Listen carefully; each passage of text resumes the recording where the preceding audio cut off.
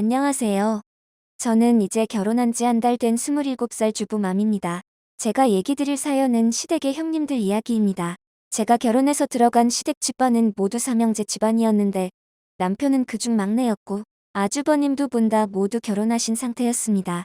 저는 결혼하기 전에 동서지간 관계는 잘 지내기가 참 어렵다는 이야기를 많이 들어서 이제 시집살이를 막 시작하는 저로서는 손이 동서 형님이 두 분이나 계셔서 많이 긴장할 수밖에 없었어요. 하지만 저는 동서지간은 평생 동안 같이 볼 사이인데 친하게 지내야겠다고 마음먹었어요.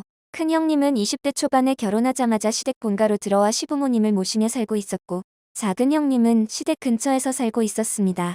큰형님은 저랑 10살이나 차이가 나서 아무래도 1살 차이 나는 젊은 작은 형님하고는 무언가 잘 통할 것 같아서 저는 작은 형님과 친하게 지내려고 마음먹었습니다.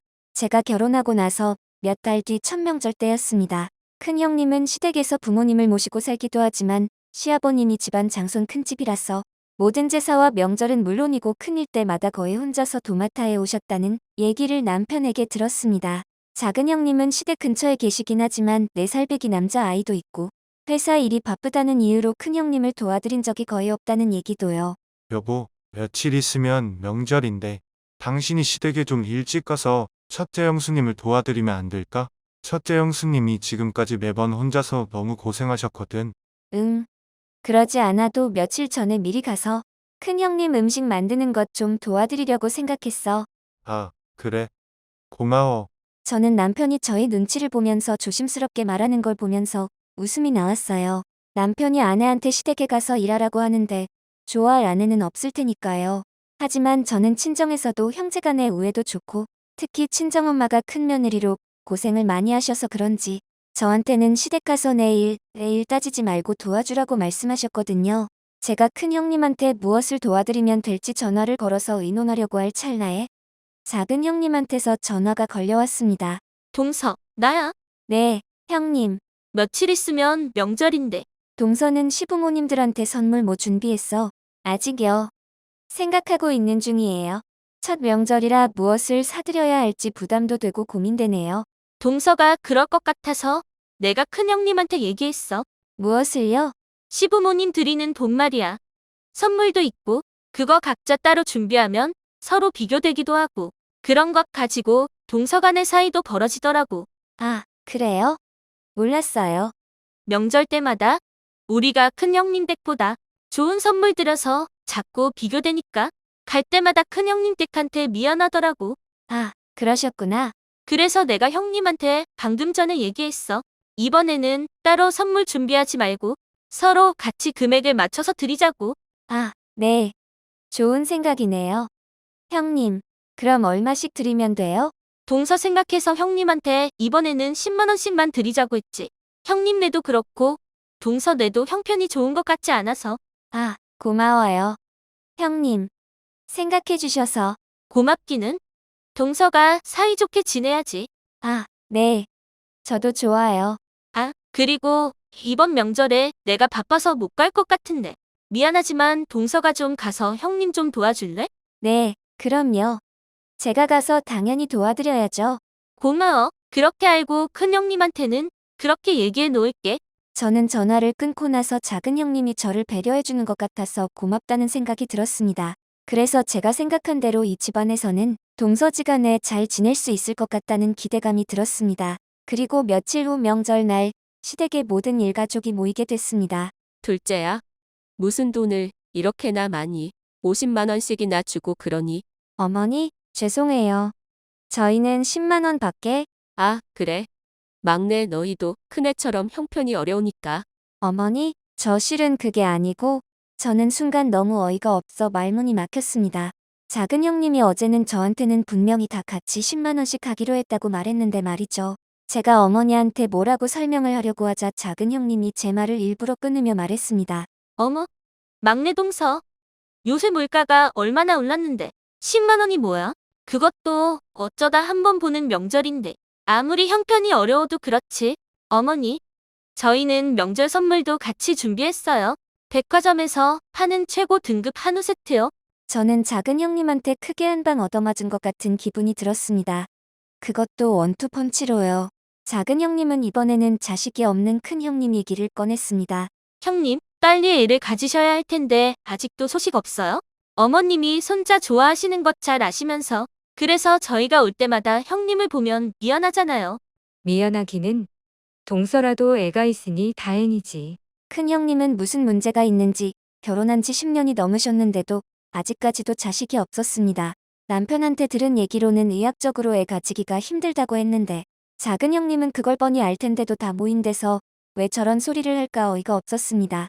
하지만 큰 형님은 워낙 착하고 조용하신 분이시라 작은 형님의 말을 듣고 기분 나빴을 텐데도 그냥 웃고 넘어가셨어요.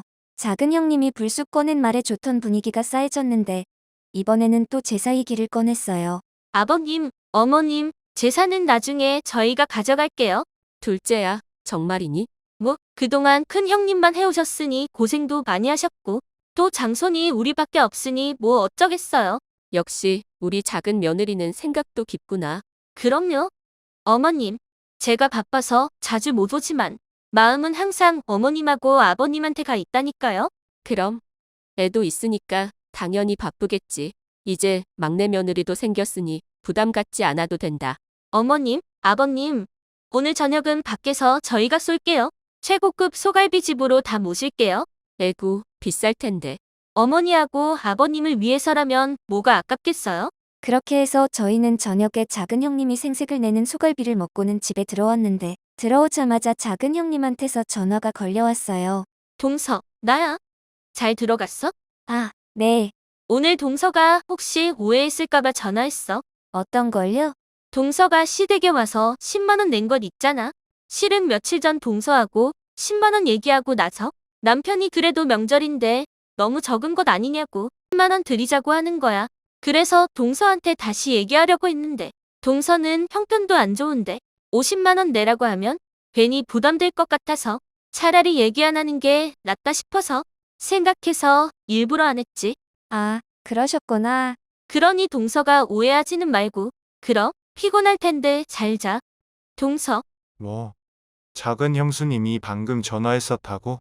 완전 병 주고 약 주고네. 누구야 올리는 것도 아니고. 그러게 말이야. 작은 형님 그렇게 안 봤는데. 작은 형수, 원래 뒤통수 잘 치셔. 아, 그래? 그래서 큰 형수님이 작은 형수한테 당한 게 한두 번이 아니야. 아, 그래? 나도 조심해야겠네. 당신 오늘 어떻게 우리만 50만 원 줄 생각을 다 했어? 아버님 앞으로 45평 아파트 있잖아. 우리 범수가 당신 집에서 장차 장손이 될 건데 아버님 재산이 그것밖에 없는데 그거라도 받으려면 당연히 당신 부모님한테 잘 보여야 되는 것 아니야? 노인네들은 돈이 최고잖아. 시댁 가면 어머님이 우리만 챙기는 것 못 봤어? 큰 형님 봐봐. 부모님 모시고 살면 뭐해? 그 집에서 처박혀 평생 가정부살이나 하다가 끝이지 뭐. 그런데 제사 가져오겠다는 얘기는 왜 한 거야? 당신 정말 바보야? 다 모인 자리에서 제사까지 확실하게 해놓아야 아버님이 아파트를 우리한테 주시지 않겠어? 이 집안에서 손자는 우리 범수밖에 없잖아. 그런데 형수님은 힘들다 쳐도 재수 씨는 젊어서 애를 가질 텐데. 그건 나한테 맡겨. 내가 알아서 할게. 동서, 결혼한 지 좀 됐는데 아직 애 소식 없나? 아직요. 젊을 때 돈 좀 더 벌고 나서 생각해 보려고요. 동서, 애 낳는 것 잘 생각해야 해. 네? 그게 무슨 말인지. 애 키우면 얼마나 힘들고 고생하는지 알아? 돈은 또 얼마나 들어가는데. 네. 애 키우는데 돈 많이 들어간다고 들었어요. 많이 들어가는 것 정도가 아니야. 애들 뒷바라지만 하다가 동서는 평생 자기 집도 갖지 못하고 남의 집에서만 살아야 할걸? 나도 지금 애 낳은 것 후회할 정도라니까. 그래도 애 하나는 낳으려고요. 그래? 그럼 아들보다는 딸이 낫대. 아들 낳아봐야 다 소용없다고 하잖아. 아, 그런 말 듣긴 했어요. 딸이 부모한테 잘한다고. 암튼 동서한테 진심으로 얘기해주는 거니? 애 낳는 거는 잘 생각해봐. 뭐라고? 형수님이 당신한테 그런 소리를 했다고? 응. 형수님 일부러 우리가 손자 안 갖게 하려고 선수친 거야. 아버지 앞으로 되어 있는 아파트 물려받으려고 말이야. 아, 정말? 큰 형님은 애가 없고 작은 형님한테만 손자가 있으니 장손이 되잖아. 아, 그렇게 되는구나. 작은 형님도 참. 어머님한테도 자꾸 그런 얘기를 하는가 보더라고. 우리 몰래 가서 비싼 선물도 자주 갖다 드리고 또 돈도 갖다 드리고 나는 그것도 모르고 형님이 정말 우리 걱정하는 줄 알고 동서는 서로 남이라잖아. 평생 친하게 지내지 못할 사이 말이야. 저는 남편 말 듣고 큰형님 말이 떠올랐어요. 큰형님한테 겉으로는 애 없는 것을 걱정하는 척하지만 실제는 큰형님한테 혹시 애가 생기면 어떡하나 걱정하고 있는 거라고요. 하지만 저는 자식은 부모한테 하늘이 내려주는 소중한 선물이라고 생각했어요. 자식은 부모가 결혼해서 살면서 힘들 때 견딜 수 있는 유일한 삶의 버팀목이니까요. 1년이 흘러서 저는 임신을 하게 되었고 손자가 아닌 예쁜 손녀딸을 낳게 되었어요. 작은 형님은 제가 아들이 아닌 딸을 낳자 축하해주는 척하면서 무척이나 안도하는 표정이었어요. 그리고 나서 1년이 지날 즈음 시어머니가 갑자기 뇌출혈로 쓰러지게 되셨고 큰 형님은 집안일에 어머니 수발까지 하게 되었어요. 저는 고생하시는 큰 형님을 보면서 친정엄마가 생각났어요. 친정엄마도 큰 며느리로 오랫동안 할머니를 수발하시느라 고생 많이 하셨거든요. 그래서 저는 큰 형님을 위해서 시댁에 자주 가서 청소도 도와주고 밑반찬도 해서 갖다 드리고 많이 도와드리려고 노력했어요. 막내 동서. 정말 고마워. 동서가 없었다면 내가 정말 힘들어서 이 집에서 버틸 수 없을 거야. 큰 형님은 어느 날 시댁의 작은 방에서 그동안 많이 힘드셨던지 저의 손을 꼭 잡고 눈물을 훔치셨어요. 저는 큰 형님을 한 번도 와서 도와주지 않는 작은 형님을 보면서 너무하다는 생각도 들긴 했지만 그냥 정말 바쁘셔서 그러겠지 하고 이해하려고 했어요. 사람을 한 번 미워하면 계속 미워할 것 같은 생각이 들기도 했고 차라리 그렇게 생각하는 게 제 마음이 더 편할 것 같았어요. 그렇게 제가 몇 년 동안 시댁 생활에 적응하며 살아가던 어느 날 시아버님께서 모두에게 할 말이 있다고 모두 빠지지 말고 오라고 하셨어요. 시아버님은 시댁에 모두가 모인 자리에서 진지하게 얘기하셨어요. 내가 할 말이 있어서 다들 불렀다. 내 앞으로 있는 이 아파트, 큰 아들하고 큰 며느리한테 물려주려고 한다. 아버님, 저희가 아니고요. 큰 형님하고 동서는 아들도 없잖아요. 큰 며느리 우리 집안에 들어와서 고생 정말 많이 했다. 온갖 굳은 집안일은 다 하면서도 싫다는 기색 한 번 안 하고 말이지. 우리 집에 큰 며느리 없었으면 우리 집안 제대로 굴러가지도 않았을 거다. 어머님, 뭐 하고 계세요? 뭐라고 말 좀. 실은 나도 내가 아플 때 큰 며느리가 친딸같이 하는 것 보고 아버지한테 그렇게 하라고 그랬다. 네? 어머님이 그러셨다고요? 그리고 말이 나온 김에 제사도 앞으로는 둘째가 제사 준비하도록 해라. 네? 아버님, 갑자기 왜요? 왜는요? 형님이 늘 타령을 하셨잖아요. 형님한테만 손자가 있으니 제사는 형님이 모셔야 한다고요. 동서, 그게 아니라 형수님 좋으시겠어요. 제사도 다 가져가고 도련님까지. 형님, 축하드려요. 하시는 김에 명절이며 큰일까지도 다 하시면 되겠네. 시아버님이 말씀하신 대로 그 다음부터 제사와 명절은 작은 형님이 다 해야 했어요. 작은 형님은 시댁 일이 있을 때마다 저한테 매번 도와달라고 하고 있어요. 작은 형님은 제 도움이 필요하게 돼서인지 전하고 다르게 요새 저한테 아주 잘 보이려고 노력도 많이 하고 있더라고요. 그리고 시어머님은 오랫동안 누워서 고생하시다가 얼마 전에 돌아가셨습니다. 큰 형님이 많이 슬퍼하시는 게 너무 안쓰러워서 제가 꼭 안아드리고 같이 울어드렸어요. 저는 마음이 넓으신 큰 형님을 좋아해서 큰 형님하고는 잘 지내왔고 앞으로도 서로 의지하고 잘 지내려고 합니다. 작은 형님도 비록 하는 행동이 얄밉기는 하지만 그래도 되도록이면 제가 많이 도와드리려고 합니다. 어쨌든 손이고 형님이시니까요. 만일 여러분들이라면 제가 작은 형님하고 어떻게 지내는 게 잘하는 걸까요? 지금까지 제 부족한 사연 들어주셔서 감사합니다.